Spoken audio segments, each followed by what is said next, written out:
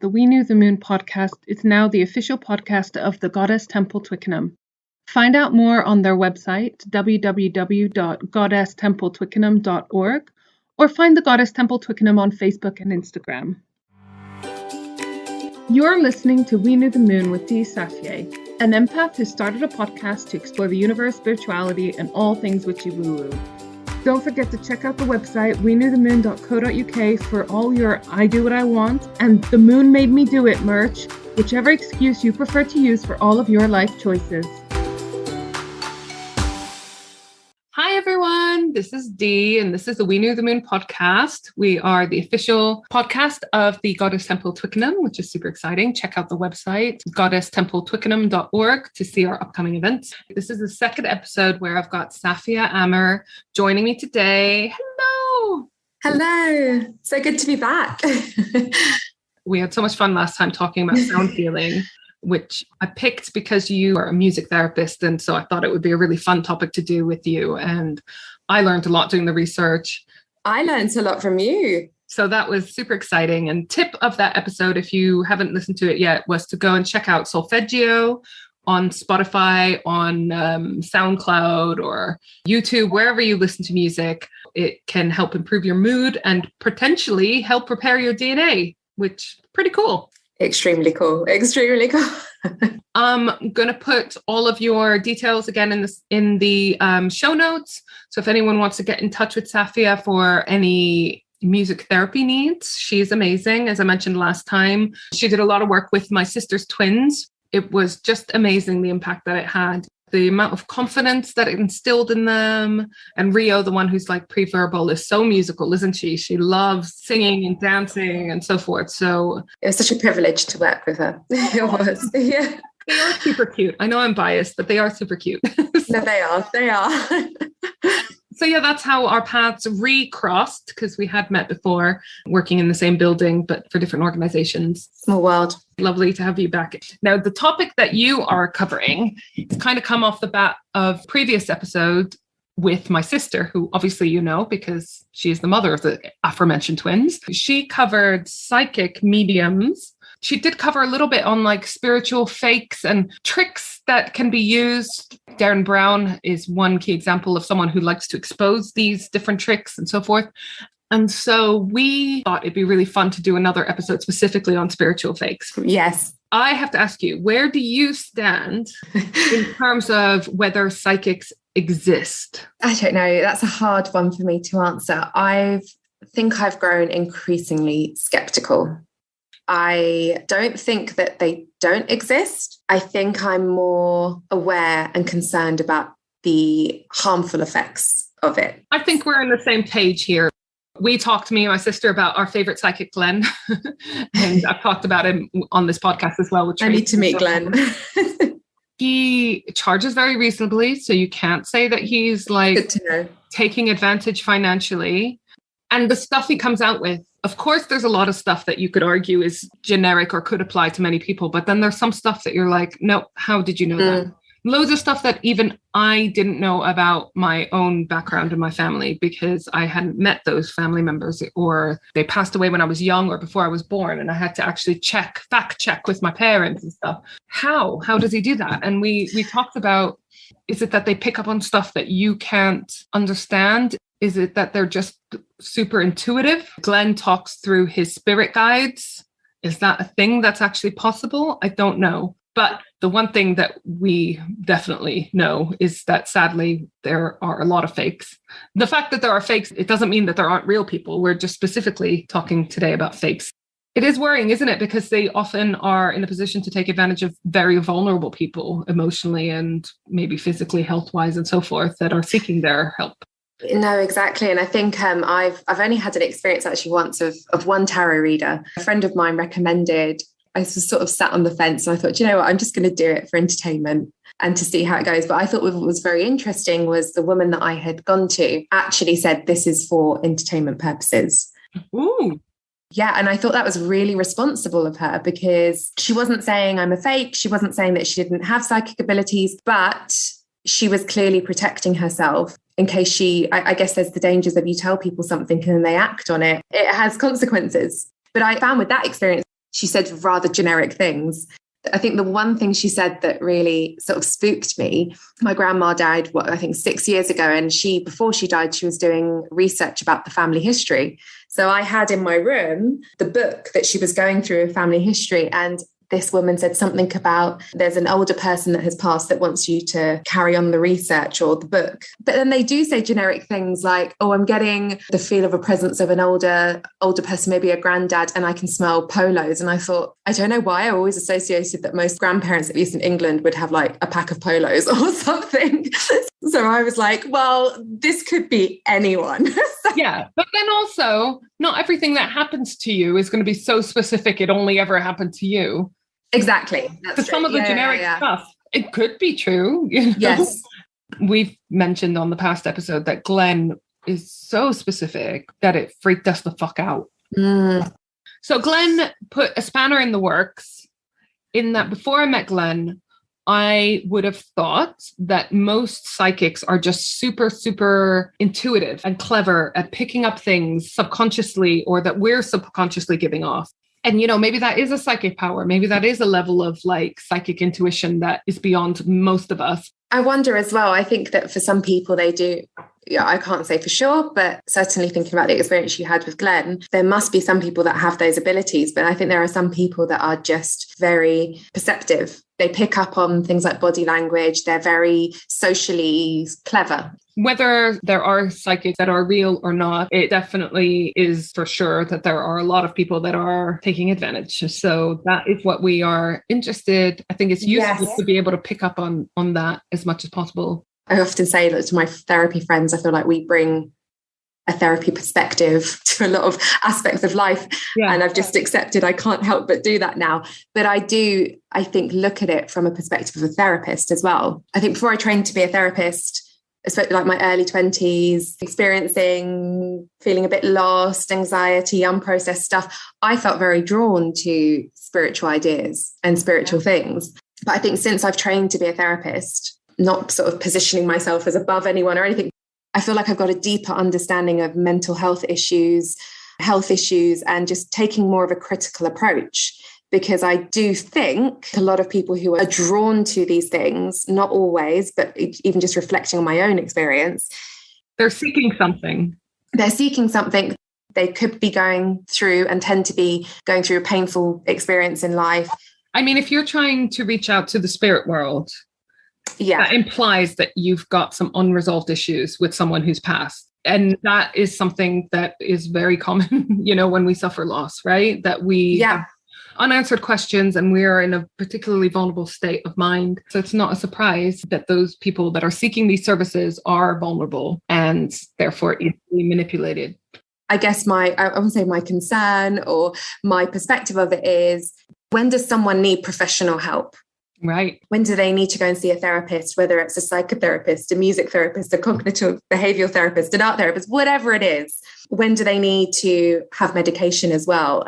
It's interesting to think, like, what is the role of these psychics in terms of referring people onto these other services? And one thing that made me really, really fall in love with Glenn as a psychic even more is that he was telling me about one of his clients, and no names mentioned, obviously, was that he was very concerned with her. So he referred her back to her GP to go and seek some professional help in that capacity, which I thought was a very good indicator. That's brilliant. So responsible. Right? So responsible. Got no real duty to do that apart from a moral duty. So it was just a really good sign that he was one that accepts where his specialization lays and where his limitations are and when someone needs to go get the professional help. So I guess that's where your interest has come into it, from this understanding of different kinds of therapies and ways to get help, I suppose. Yeah, I think it's also my own personal journey with it, because I think, as I said, when I was younger, I would be more drawn to spiritual ideas and new age spiritualism kind of things. And then when I trained to be a therapist, part of training to be a therapist, you have to go for your own personal therapy. I don't know if that's the case for all trainings, but certainly for music therapy, you do. And I think from that experience, I developed a deeper understanding of myself, my own issues. And we all have them. Right? I mean, you're not human if you don't. In our last episode together, we talked very much about how We're pro-medicine. Yeah, exactly. And I remember when I was training to be a therapist, I was reading some studies about, or was it when I was doing psychology? I can't remember, but we were looking at different treatments for depression or anxiety. I can't remember. I think there was like studies comparing mindfulness interventions to antidepressants or talking therapy. I'm not going to quote the study because I can't remember, but what I got from that was most evidence suggested that the most effective interventions are a combination of both. So if you need to take medication, that's not going to solve everything. There's other things. It's probably going to be just as more effective if you're in talking therapy as well, or whatever therapy, you know. I have my weekly therapy session, and I think it's super important to normalize that. It's not that normalized in the UK, you know, to seek kind of professional help with your mental health issues. It's getting more talked about, but it's still a little bit taboo. So I think it's super important. That's why I always talk about it. You know, get therapy. Like, it's fucking amazing. It's fucking amazing. Absolutely. I love it because I get to sit there and talk about myself for an hour uninterrupted. It's your space. Yeah, and I get to like process it. And it's so important because I'm lucky because I have friends, right? I have lots of people when I tell them I do counseling, they're like, oh, but I've got friends to talk to, whatever. But this is different. Like, if I talk to my friends about my problems, some things automatically happen. I downplay certain things. I'm not fully honest with them because I don't want them to worry, or I don't want them to have like a negative opinion of my partner who they then will have to go out and hang out with socially, you know? And also the main important thing is like, I sugarcoat everything because I don't want them to leave that conversation feeling worried about me, anxious about me, or judging me. Not that I think my friends would, but you do talk differently about your problems. Whereas in counseling, you can just let it all out, ugly self and all, right? Yeah. And I actually, that's really, I think what you've really highlighted there is, I don't know if it's right to say there's a culture, but there's something there where people don't want to leave other people feeling almost infected by their emotions. Yeah. But a therapist should be trained to be able to sit with that. Yeah. And to help the person process it. And, you know, the whole concept of transference, counter-transference, all these psychodynamic terms.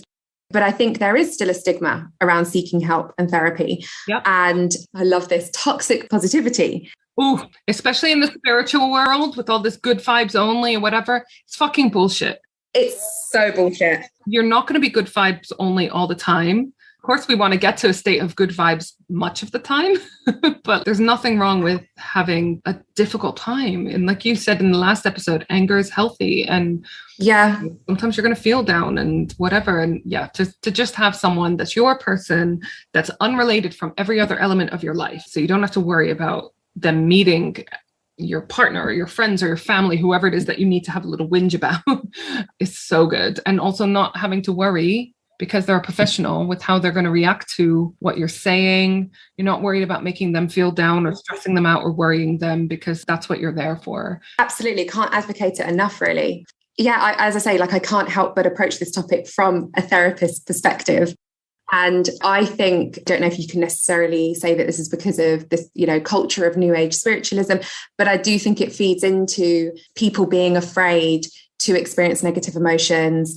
It's promoting ideas that are essentially very disconnected from the real nature of life. The real nature of life isn't just good things. And what I think the best thing for people to, well, for me, this is what I've learned, I can't speak for everyone, is to seek balance, not just extreme happiness, because that's unrealistic. I get annoyed if I'm around someone that's happy all the time. Oh my God, what is wrong with them? Or what are they on and where can I get some? Yeah.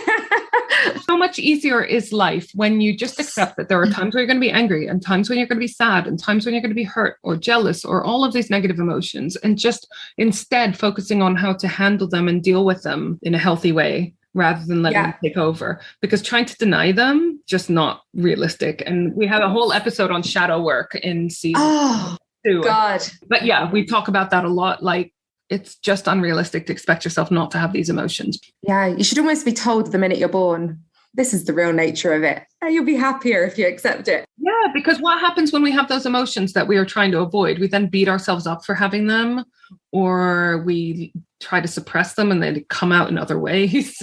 All right. And that's why I feel like it's really important, if anyone is going to seek spiritual guidance or to, I don't know, to speak to a psychic, I think it's also to be honest and aware why you're doing it. have you got unprocessed grief there? Is there something you're really struggling to accept in life? Is there a denial going on? I'm not saying denial is bad. Psychological defenses are there because we need them, but to what extent does it become pathological? And then could you then walk into a not great situation with a spiritual fake, which I'll go into a bit later, where it can actually turn quite abusive and toxic and scary? One of the problems I have with this area, whether the person is a real psychic or not, is that they don't have any of the training, formal training, in terms of dealing with clients in vulnerable situations. So whether they're real or not, they're going to have a lot of the similar things that like psychologists and music therapists and all of these have to deal with. Like you mentioned, transference and countertransference. Psychologists, counselors, psychiatrists, they all have to have their own therapy while they're treating patients. Psychics don't have to do that. They haven't had the training in that. They don't have that in the most part, which is dangerous, isn't it? Those are systems put in place to protect client, the therapist. Absolutely. And actually, when I was researching the topic, one of the things I thought of was the concept of the wounded healer. Ooh, I love that. I never heard that term, but I instantly understand it because it's my belief that so many people go into these things because they're seeking their own answers first. And that's where their interest initially. Yeah, I will absolutely be open and honest. That was my interest. That was the reason I got into therapy. And no judgment there. I mean, there's always going to be a reason why you go into whatever profession. Exactly. I don't know for sure where the concept originates from. I believe it was first described in psychology.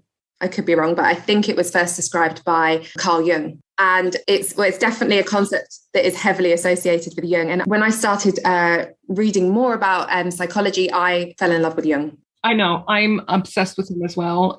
Again, in the shadow work episode, talk about him a lot and the archetypes and so forth, personality archetypes. He's just amazing.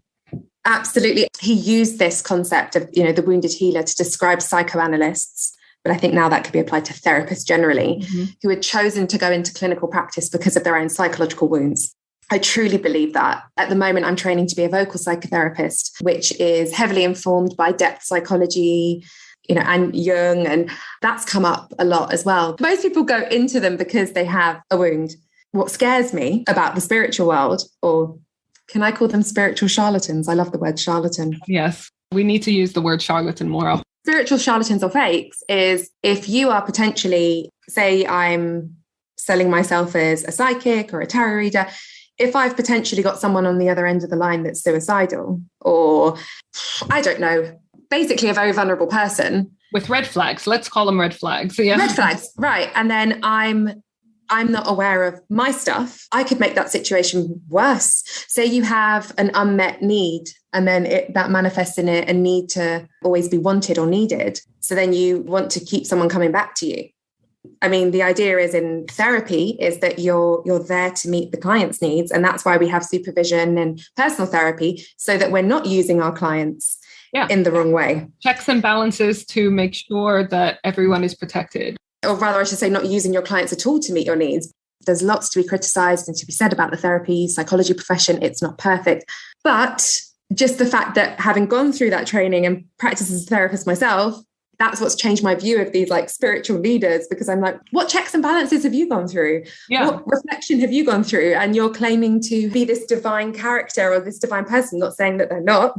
Even if they are genuinely have psychic abilities or abilities that are helpful to others and whatever, the fact that they haven't had this training or these processes in place is worrying, because that's a lot on the psychic.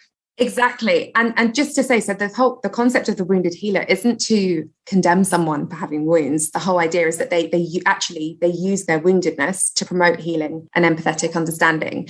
It's a lovely concept. It's why people who have suffered want to go on to help other people who are struggling with similar things. It's lovely. Yeah. But it's because of that awareness that happens, that all of these systems have been put in place. Exactly. And I think the other thing as well, when I was researching this topic, the idea also of the wounded healer is that you go through your own recovery or your own healing, whatever you want to call it, that you're then able to walk alongside your clients, but you're not positioning yourself above them. You're not positioning yourself above them. You're not superior. You can use self-disclosure carefully to help their process. Yeah, I guess having had that experience and going through that, I look at some of these, I'd say spiritual fakes or abusive spiritual figures, and I'm just like, this is scary. This is scary. Mm-hmm, mm-hmm. Just to be clear, I don't reject spirituality, spiritualism. In fact, that's why I went into music therapy, because I think I actually feel quite a spiritual experience, like listening to music, playing to music. That's why I went into it, because I worried if I went into just talking therapy, not just, but, talking therapy, it would become very cognitive for me. It's just, I guess, just being aware of the spiritual fakes. I think it's useful maybe to talk about why people are drawn to spiritual fakes, to understand how they then get manipulated. So I've touched on a little bit about vulnerability. I think that they're usually preying on people that are vulnerable, as I think I said before, in a lot of pain. I think unprocessed trauma is a big one. People who have experienced or are experiencing tragic life events, loneliness, that need for social connection, depression, people who are looking for a way to fulfill the need for human connection. I think that's the other thing, people who are seeking absolute truths, answers, not being able to really sit with difficult emotions and difficult realities of life. And then that, I think, leads into confirmation bias. So if you hold a really strong belief, or in some cases, a delusion, you're seeking out information to support that. So basically anything that is said that plays into that narrative, we'll take that on, and then dismiss anything that doesn't support what you want to believe. Whether that belief is true or false is obviously a different, totally different issue. Yeah.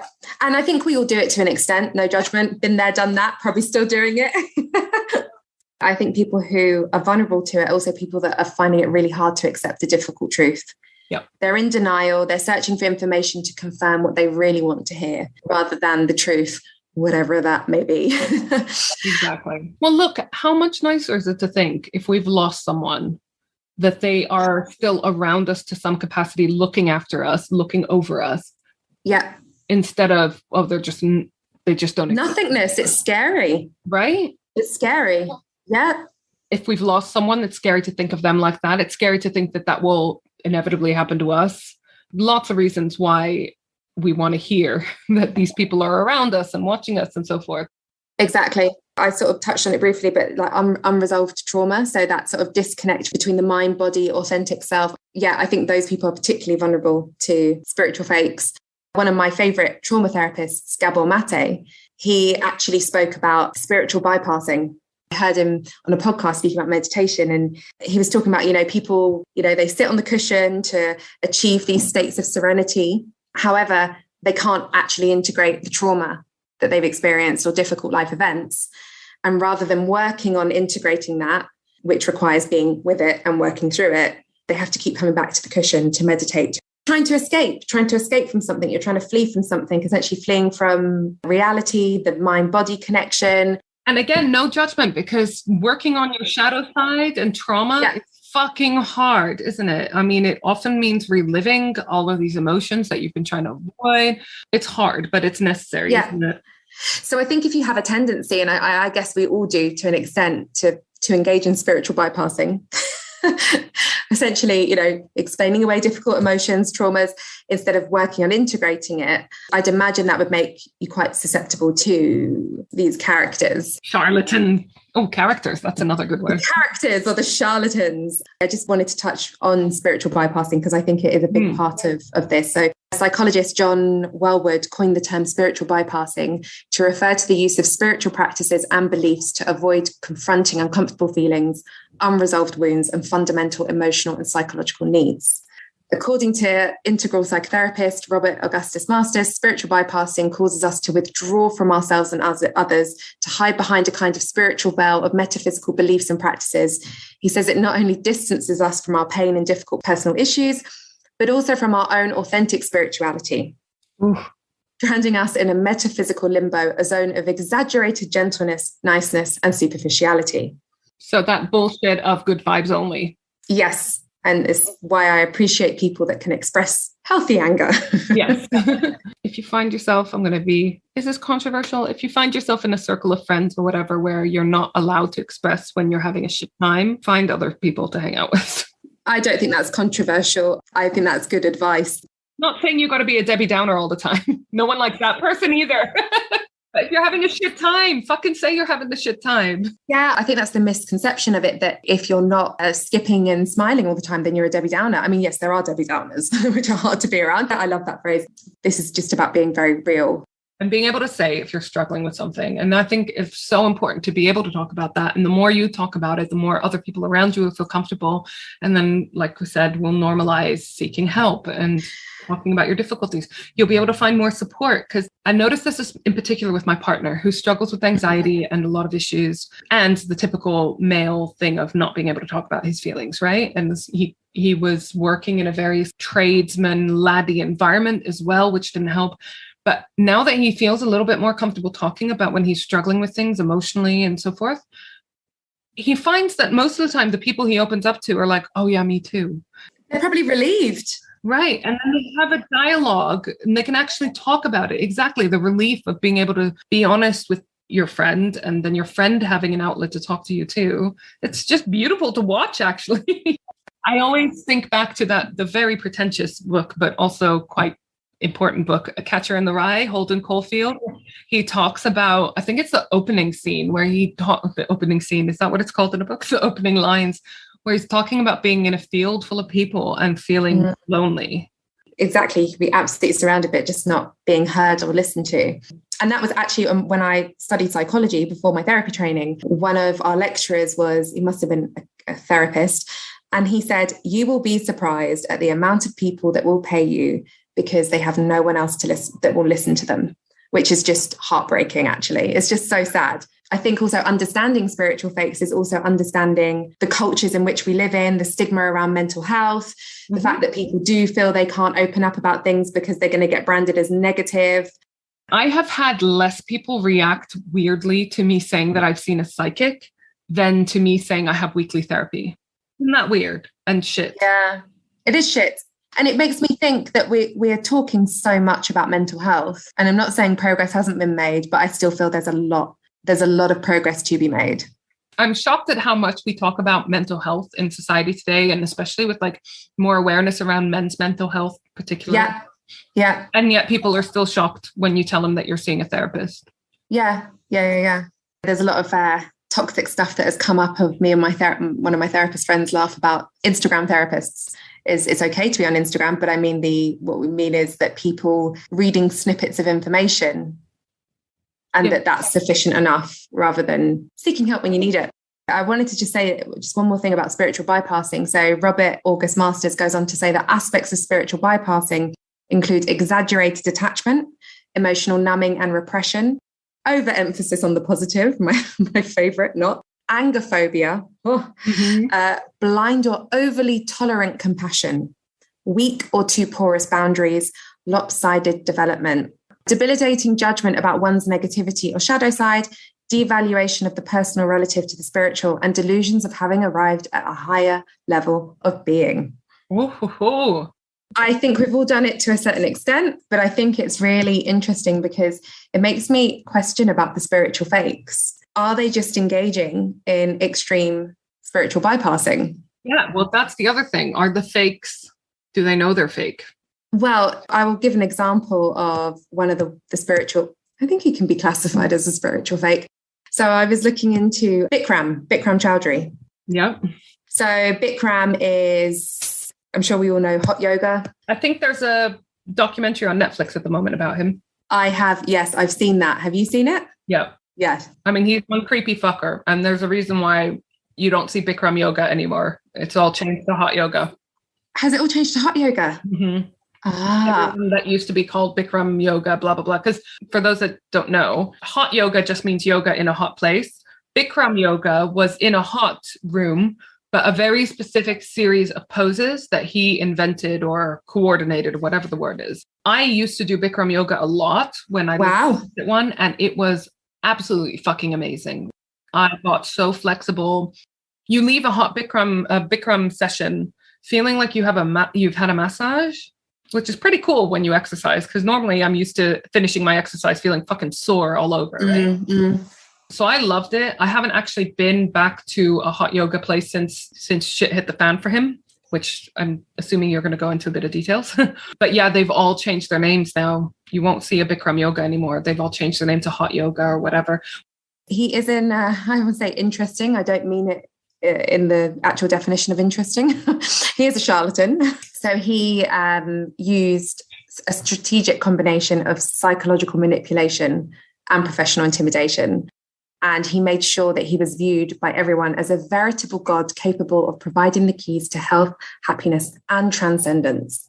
I find that again, I overuse the word interesting, but I think that just bearing in mind what makes people susceptible to spiritual fakes, the fact that he was selling himself as this kind of, if you follow me and what I do, you are going to reach health, happiness, transcendence.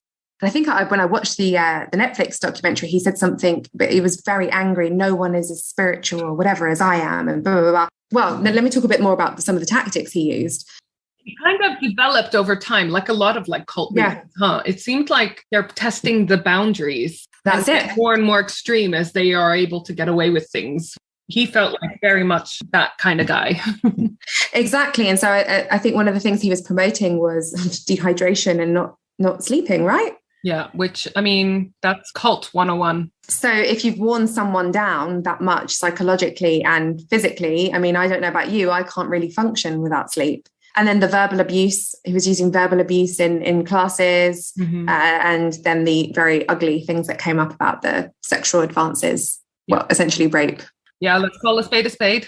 He was a dirty rapist. A dirty rapist, exactly. So he's selling himself as this spiritual, enlightened human being. But actually, he's a narcissist who likes the spotlight. He likes being at the front and center of attention. Even when I was watching the video about his sessions, he's singing. It was just so me, me, me. It's the Bikram show. It's the Bikram show. And the fact that he had, all those cars, all that money, which is fine. If that's what someone wants, but isn't that a bit of a contradiction? Yeah. And when you're expecting your followers or disciples or whatever weird term they decide to use, when you're expecting them to say no to that sort of material wealth and possessions, but yet you're quite often appropriating their wealth and their possessions and then using it to buy your own fancy cars, red flags. Massive, massive red flags. And I think actually it's just worth really highlighting what is narcissistic personality disorder. I know it's not what this is about. We love it. We talked about it very briefly with my sister in the cult episode, because this is where spiritual fakes and cults kind of overlap. Yeah. It would be great to have someone who actually understands it a lot more to talk about it. I'm just looking at the DSM definition of it. What's the DSM? So the DSM is the Diagnostic and Statistical Manual of Mental Disorders. Right. Used by mental health professionals to diagnose various mental illnesses. But it is controversial for many reasons. The DSM-5 defines narcissistic personality disorder as a personality disorder with a long-term pattern of abnormal behavior characterized by exaggerated feelings of self-importance, an excessive need for admiration, and a lack of empathy. People affected by it often spend a lot of time thinking about achieving power or success or about their appearance. So some of the symptoms is grandiosity, with expectations of superior treatment from other people, fixated on fantasies of power, success, intelligence, attractiveness, a self-perception of being unique, superior, and associated with high-status people in institutions, needing continual admiration from others, a sense of entitlement to special treatment and to obedience from others, exploitative of others to achieve personal gain, unwilling to empathize with the feelings, wishes, and needs of other people, intensely envious of others, pompous and arrogant demeanor. I love the word pompous. I found that really useful to read and hold in mind when considering these characters because, for example, Bikram, because I think he falls more into that than, say, a spiritual person.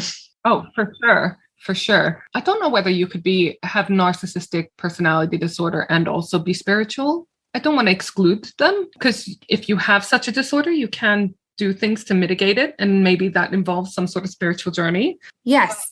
But yes, in this case, he's not looking for spiritual enlightenment or anything like that, is he? The red flags there are the need for this feeling of superiority, to be served. Yeah. And to be okay with manipulating other people. And having personal gains from it. Yeah. I think when I was listening to Gabor Mate, I always bring everything back to him. I also love him. Jung and Gabor Mate. Brilliant, right? I was listening to him talking about these, I don't know if he was classifying it as spiritual fakes. They were talking more about spiritual bypassing. And he said that it's not that these people don't hold the, wisdom or the ability to teach. He actually described this behavior as spiritual bypassing. he said that we all engage in spiritual bypassing to a degree, but these characters, whether you want to call it evil or the need for power, they've got the tendency to be evil or the need for power. It's like a perfect storm of shit that produces people like Bikram, basically. Yeah, and I think that the interesting thing about Bikram is it just clearly is so evil. Like it just clearly is so wrong. And I think the other thing that a lot of what happens in these worlds is don't judge things, don't call it good or bad. But sometimes surely you do need to call things good or bad. Yeah, like you said, this aversion to sort of calling something out as bad because you don't want to seem judgmental or whatever. But I'm sorry, if someone's a fucking pedophile or a rapist or taking advantage of people, call that shit out. You have to be held accountable. And actually, I think that's part of the manipulation, because if I'm not, but if I was in that position and I'm doing something harmful to you, and I say, no, but hold on, it's not spiritual to judge and call things good or bad. It's a way for me to control so that you can't call me out on my behavior. Yeah, exactly. So that's one of the tactics that they use. And also, like we said, we've been in positions where we've been vulnerable. Yes. Where you can reserve judgment a bit is in people that fall for these charlatans. No, absolutely. Yeah. Don't ever think that you're immune to this and you'll never be in a position to be taken advantage of by someone. Everyone's susceptible to being manipulated, but for different things. Yeah. So Bikram knew that if he targeted people that were looking for health, happiness, transcendence, that was his way. This is why education is so important and why we want to do episodes like this, because if you can start picking up on those red flags earlier, hopefully you might avoid a similar situation. And again, it might not be spiritually that you're taken advantage of. It might be someone trying to take advantage of you emotionally, financially, a combination of it. But there are piss takers fucking everywhere. No, absolutely. Yeah, I think the education aspect of it is really important. So I think in terms of like being aware of spiritual fakes, I think people that have claims of absolute truth, or that they can give you all the answers, or that if you follow them and their technique, everything's going to be okay. Or if you've seen Bad Vegan, another Netflix documentary. Yes. If you give this guy lots of money, your dog will live forever. To be fair, I love my cat so much that I may be susceptible to that. I know, but that to be fair is the one thing where you might be able to really get me. Yeah. But again, he knew his victim. He knew his victim. And he knew what would work with her specifically. And it wouldn't have worked on someone else. Yes. Without a dog. That's the thing. And I think that the scary thing in life, but also the empowering thing, is there is no actual one person or spiritual system that is going to give you all the answers or totally heal you. This is my perspective. Or tell you what your life purpose is, or tell you how to live your life. And actually, I see the purpose of a good therapist is to guide you to your truth. They don't know. I don't know when I've been in a session with a client. I can't read their mind. I can pick up on things that are seemingly obvious or interpret things. What you should be aspiring to do is to guide people to their truth, their authentic selves. So a lot of these spiritual fakes, abusive figures, they're trying to make you dependent on them. And the other thing I thought was another red flag of spiritual fakes is if they are charging lots and lots of money. So you mentioned Glenn and his very generous rates and time. And I looked at, obviously, Bikram charges an arm and a leg, which is why he I don't know if he still had all those amazing cars. Another person who I thought was quite interesting, because I did like him when I was younger. I haven't ever read his book, Eckhart Tolle. Mm-hmm. Mm-hmm. So when I was reading up about him, he apparently charges up to $1,300 for a 5-day retreat, which doesn't include the cost of food and accommodation. Oh, I was going to say, if that's including food and accommodation, it's not horrendous. That's true. It's not horrendous. That's true. But if it's not including a food accommodation, then we are talking about a very luxurious holiday. And it can include up to 500 people. Oh, right. Okay. So it's not even like a very sort of personal. No. So if you're telling me there's 12 other people and it's very intimate, whatnot experience. One-on-one time. Yeah. Yeah, it's not. This is a conference we're talking about. Yeah. And so apparently he's already got a net worth of $15 million. No judgment, much respect to his grind. But now I can't critique him because, in all honesty, I've only watched a few videos really ages ago. I think one of the things that he speaks about is this idea of attachment. So I think he said something about people will look for something else that promises greater fulfillment, that promises to make your incomplete sense of self complete and fill that sense of lack you feel within. So it's all about letting go of attachments. That's fine, but you have a lot of money. You seem pretty attached to your millions. Yeah. And I would be too if I had them. No, this is something I have, in all honesty, I don't know where I stand on either, because I totally get this logic and this idea that if you're doing some sort of spiritual practice that's to help other people, you want to keep it affordable, accessible, and so forth. And that feels like it's in the ethos. But then on the other hand, if that is your gift, just like how a doctor, his or her gift or their gift is medicine, and someone else's gift might be mathematics or whatever, if you have to put decades sometimes of training into something, and if you're in demand, just because you're spiritual, does that mean you can't charge more? I don't really know. But then I do totally agree that there is a limit. Yeah. And when you get someone who's enriching the masses and yet preaching about eschewing material possessions, then you have to think like, hang on a minute, you're not really practicing what you preach. Yeah, that's the thing. I don't know where I stand. Maybe this is a trigger point because I come from the charity profession. Yeah. And this is a profession where we are very commonly paid much less than equivalent jobs in the private sector. Yeah. I think that's wrong, because you want to attract good people and you want to keep those good people and you want to help them develop so that they stay, and that the charity sector has the best chance of really making a real strong impact.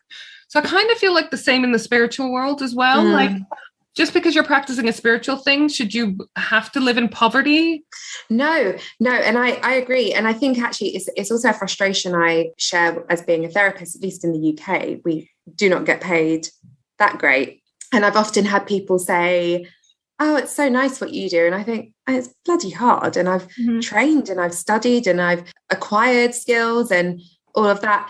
So I'm not against people acquiring wealth from it. I guess the red flag, though, is when it is so extreme. Yeah, for sure. That's it.